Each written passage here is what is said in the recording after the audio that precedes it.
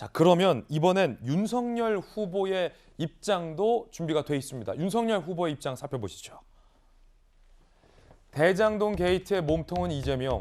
제가 대통령이 되면 화천대유 주인은 감옥 갈 것이다 라고 얘기하자 우리 돌직구 멤버인 전용기 대변인이 검찰 출신답게 정치보복을 공언했다라고 강하게 비판을 했습니다.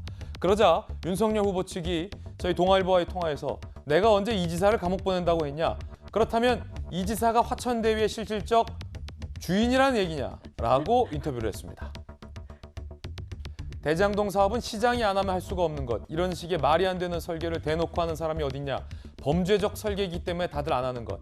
이 사건 그냥 덮으면 범죄 교과서에 올라갈 것이다. 라고 강하게 비판을 했습니다.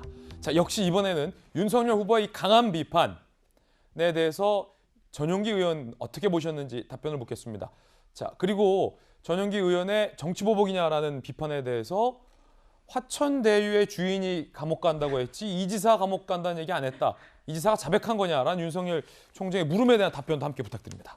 그것부터 답변을 드리겠습니다. 윤석열 후보가 앞뒤 다 자르고 정치 보복이라는 단어를 가지고 지금 저런 얘기를 하시는데 애초에 방금 몸통은 이재명이다. 그리고 설계자가 범인이다라는 표현과 함께 우리 이런 얘기를 했다는 거죠. 그러니까 저희 입장에서는 이 사람이 검사 버릇을 못 버린 것이 아닌가. 이게 대통령 후보로서 할 얘기인가 검찰총장 후보로서 할 얘기인가 아직 분간을 하지 못하는 것 같다라는 이야기를 사실 한 것으로 받아주시면 좋을 것 같습니다. 네. 사실 그 설계부터가 배임이다라고 이야기했던 부분은 우리 그 전주 의원님께서도 말씀을 해주셨지만 애초에 이 사람들이 많은 배당금을 가져가게끔 우리가 설계했다라는 것이 되는데 우리가 공공개발에서 민간개발로 넘어갈 때 그냥 민간개발이 할 수 있게끔 이재명 시장이 허락을 했다면 어떤 일이 일어났겠습니까?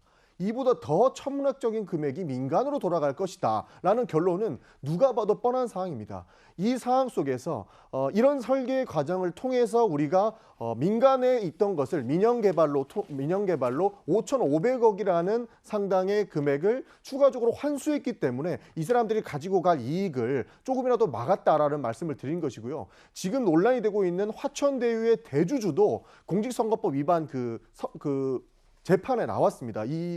지금 이재명 후보의 공직선거법 재판에 나와서 이재명은 공산주의다라는 이야기를 할 정도로 굉장히 이 지사에 대한 거부감을 가지고 있는 상황이었습니다. 그 이유가 본인들이 1조 이상의 수익을 얻을 수 있음에도 불구하고 이런 대장동식 민영개발의 설계로 본인이 4천억 정도의 이익을 가져가지 못했다. 이런 내용의 취지로 했기 때문에 이 부분은 충분히 문제가 없을 수밖에 없는 상황이기 때문에 우리는 하루빨리 수사를 해야 된다. 이런 말씀을 드리고 싶은 겁니다. 예.